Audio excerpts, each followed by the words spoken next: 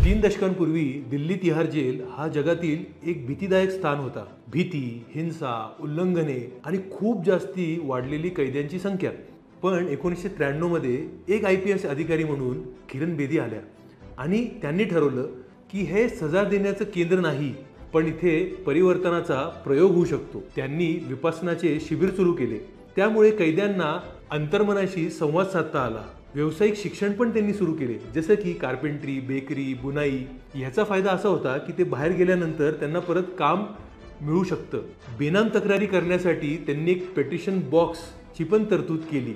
त्यांनी स्वतः कैद्यांशी संवाद साधला, त्यांनी नवीन नियम बनवले।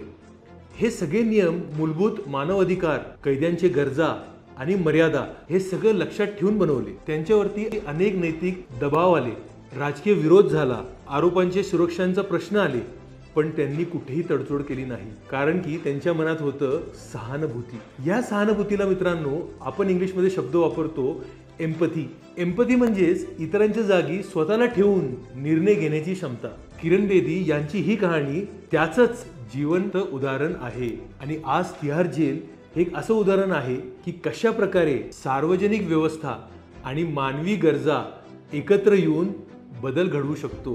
तुम्हाला पण जर असे एथिक्सचे वेगवेगळे कन्सेप्ट्स जाणून घ्यायचे असतील तर नक्की या चॅनलला लाईक करा, सबस्क्राईब करा आणि हा व्हिडिओ तुमच्या मित्रांबरोबर शेअर करा। धन्यवाद।